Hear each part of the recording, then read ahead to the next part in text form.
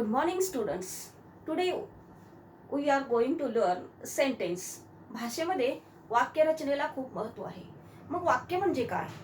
वाक्य म्हणजे मराठीमध्ये तर आपल्याला माहित आहे की पूर्ण अर्थ देणाऱ्या शब्दसमूहाला वाक्य असे म्हणतात.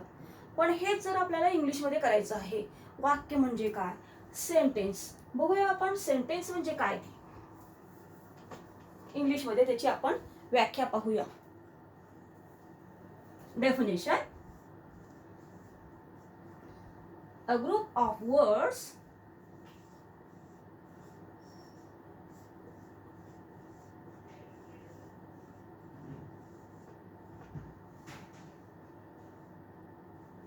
which gives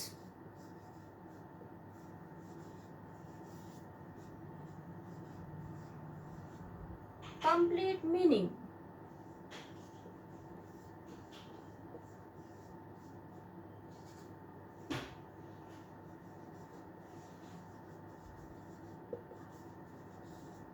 Is called a sentence.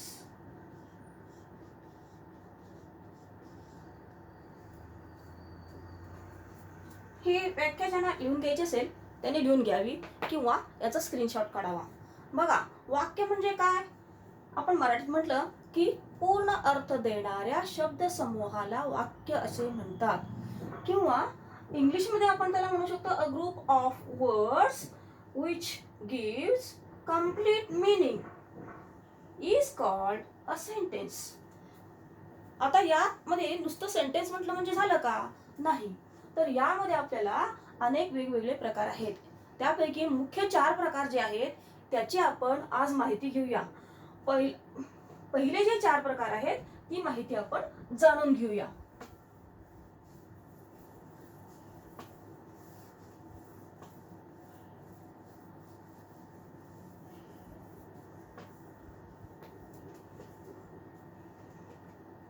हे बघा, काइंड्स ऑफ सेंटेन्स. ह्याच्यामध्ये आपण जातो kinds of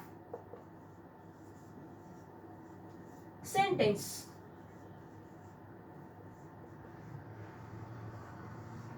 kinds of sentence म्हणजे काय?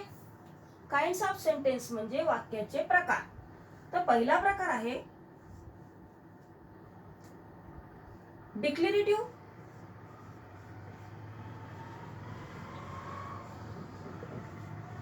or assertive sentence.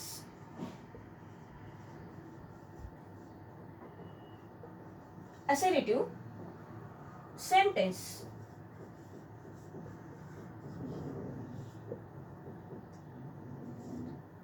या वाक्यामध्ये याला आपण मराठीमध्ये विधान वाक्य असं म्हणतो.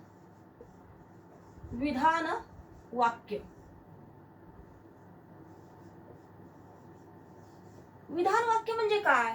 तर विधान म्हणजे ज्या वाक्यात विधान केलेलं असतं त्याला आपण विधान वाक्य म्हणतात. पण मग याला इंग्लिशमध्ये काय म्हणायचं? तर याला इंग्लिशमध्ये म्हणायचं आहे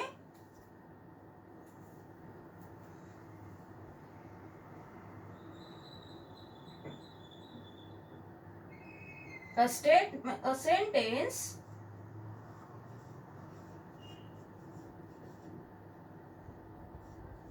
which makes statement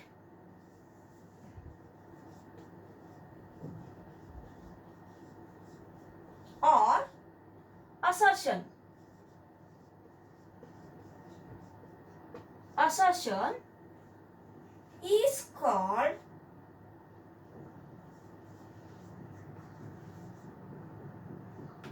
a declarative or assertive sentence.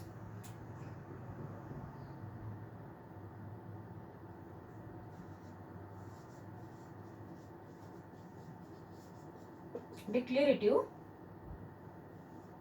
or assertive sentence. इथे बसत नाहीये. ASSERTIVE assertive sentence. बघा, ही जर डेफिनेशन तुम्हाला लिहून घ्यायची असेल तर याचा स्क्रीनशॉट काढून घ्या आणि ही डेफिनेशन आपण पाठ करू शकतो. तर बघा डिक्लेरेटिव्ह असर्टिव्ह सेंटेन्सचे आपण आता हे बघूया, वाक्य बघूया, उदाहरणं बघूया. म्हणजे कसलं वाक्य असतं ह्याच्यामध्ये वेगवेगळी वाक्य अशी असतात की ती होकारात्मक असू शकतात, ती नकारात्मक असू शकतात. म्हणजे कसं वाक्य असेल, example,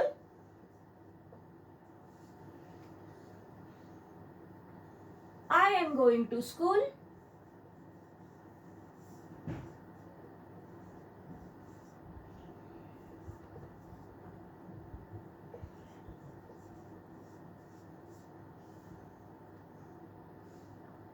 to, I don't like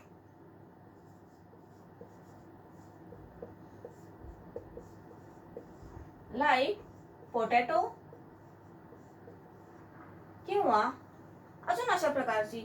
तिसरं, Humpty Dumpty sat on a wall. अजून काय म्हणू शकतो आपण, ही इज माय फ्रेंड.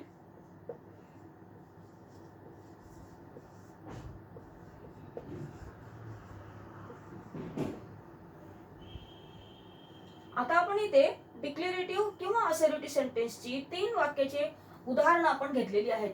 यासारखीच आपण अनेक उदाहरणं तयार करू शकतो आणि त्यामुळे आपल्याला साधी आणि सोपी वाक्य स्टेटमेंट्स जे आहे ते करता येत असतं.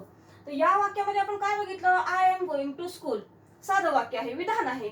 आय डोंट लाईक पोटॅटो विधान आहे, आवडतं किंवा नाही आवडतं, वाक्य होकारात्मक असेल किंवा नकारात्मक असेल.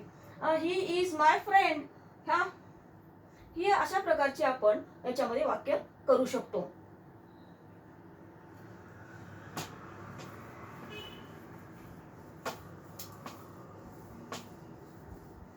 याच्यानंतर मी आपल्या समोर वाक्याचा दुसरा प्रकार घेऊन येत आहे, in an interrogative sentence.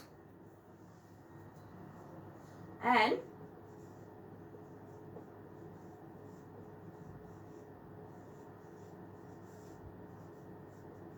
इंटरॉगेटिव्ह sentence.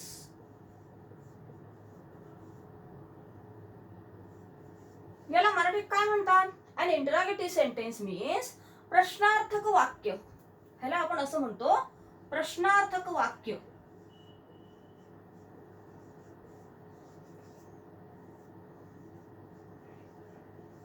बघा प्रश्नार्थक वाक्य म्हणजे काय, I don't, what is your name, who are you, where do you live, किंवा do you like potato, do you like tomato, anything. अशा प्रकारचे कोणते येस नो टाईप क्वेश्चन किंवा डब्ल्यूच type question तुम्ही या प्रकारच्या प्रश्न इंटरॉगेटिव्ह सेंटेन्स मध्ये आपण विचारत असतो. यालाच आपण प्रश्नार्थक वाक्य असं म्हणतो. बघा आता ह्याच्यामध्ये ह्याची डेफिनेशन काय आहे, ह्याला प्रश्नार्थक वाक्य आहे, पण मग ह्याचं काहीतरी असेल ना डेफिनेशन, ह्याची व्याख्या काय असेल बरं ह्याची व्याख्या. तर बघा ही जर साध्या ह्या आपण जो म्हणतो ना प्रश्न विचारला किंवा त्यांनी मला असं विचारलं, त्यांनी मला तसं जे विचारलं म्हणतो ना आस्क, या विचारावरूनच ही एक डेफिनेशन तयार झालेली आहे इंग्लिश मधली आणि अतिशय सोपी अशी ही व्याख्या आपल्याला करता येते किंवा आपल्याला ती माहित आहे पहिल्यापासून. तर बघा ह्याची डेफिनेशन आहे, a sentence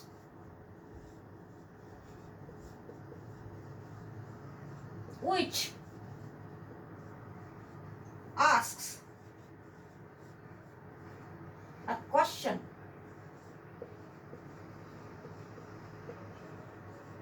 is called an interrogative sentence. I मुद्दाम कॅपिटल काढत आहे मी की an interrogative sentence.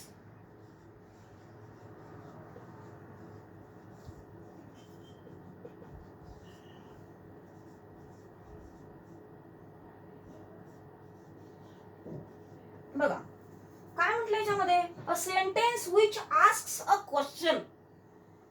ज्या वाक्यामध्ये प्रश्न विचारलेला असतो त्यालाच काय म्हटलं जातं, प्रश्नार्थक वाक्य म्हटलं जातं.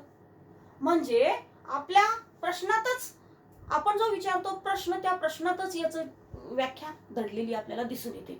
म्हणून आता आपण काय करूया, ह्याचे आपण पाहूया डब्ल्यूच टाईप क्वेश्चन कसे असतात आणि म्हणजे ह्या इंटरॉगेटिव्ह सेंटेन्स मध्ये कोणत्या प्रकारचे क्वेश्चन असतात, ह्याचं उदाहरण काय. आपण एक दोन उदाहरणं पाहिली की आपल्या ते लक्षात येऊन जाईल. बरं बघूया आपण डेफिनेशन नंतर. आपल्याला ही जर डेफिनेशन पाहिजे असेल तर याची स्क्रीनशॉट काढून घ्या तुम्ही.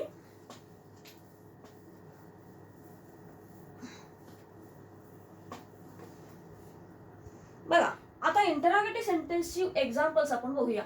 एक्झाम्पल 1. एक्झाम्पल बघा, डब्ल्यूएच टाईप क्वेश्चन म्हणतो आपण.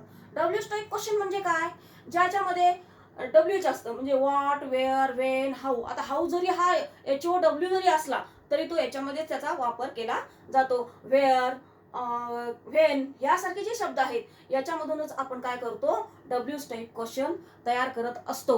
आता डब्ल्यूएच आपणच बघूया, तुम्हीच विचारता कधी कधी, आपणच सगळेजण विचारतो, what is your name, where do you live, what is your father, ह्यासारखे प्रश्न बघू आपण. आपण साधा प्रश्न घेऊया. सगळ्यांसाठी हा जर बघायला गेलं तर बघू आपण साधा. What is your name, what is your name. पहा, मुख्य म्हणजे या वाक्यानंतर आपण प्रश्नचिन्ह देतो आणि जिथे प्रश्न विचारलेला असतो त्या वाक्याच्या शेवटी प्रश्नचिन्हाचा म्हणजे क्वेश्चन मार्कचा वापर केला जातो. दुसरा प्रश्न बघा, दुसरं वाक्य बघा, where do you live, where do you live प्रश्न आहे. आता हे झाले डब्ल्यूएच. डब्ल्यूएच म्हणजे व्हॉट, वेअर या प्रकारचे.